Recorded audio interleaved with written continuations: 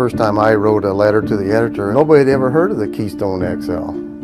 It wasn't in any of the media. In fact, I called the local TV station. I said, I tell you what, there's a story there.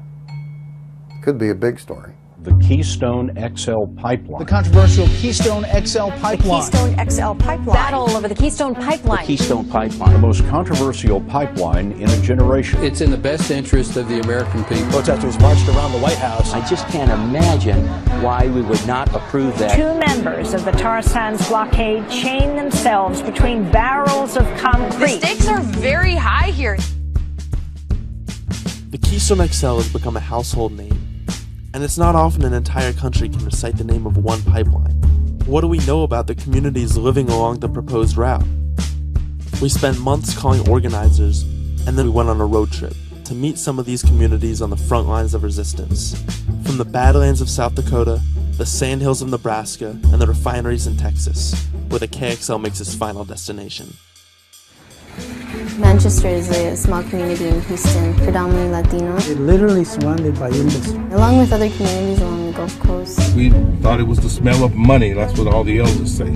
But yet it was actually death that we were smelling. It's hard keeping your children healthy on this end of town. You can take a poorer person and use their property to make your money. That's just the way the game goes, I guess. I'm offended by that, and I'm angry about that. I couldn't believe that that was the only thing that people could do. My husband came home from work and he said, yeah, they're planning on putting an oil pipeline right through here. I told my husband, it's not going to happen. Growing up, I didn't really have much of a sense of politics. Did you ever consider yourself active in these kinds of things before the... No. 2 men came to the door from TransCanada, and I said, that is enough.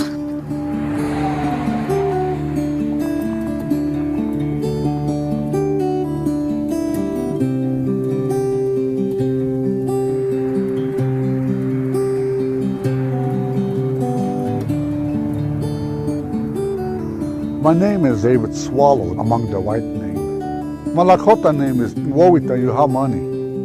And I lived here in Porcupine, South Dakota all my life on a Pine Ridge Indian reservation. To this day, we're still struggling to survive here. The white culture calls it history, but to all indigenous people, we're still living it. I'm still living on POW Camp 344. They want to bring the largest pipeline ever through treaty territory without asking our permission. The cowboys from Nebraska showed up. And at first it was a little bit tense when cowboys and Indians meet. They really don't know how to shake hands or talk.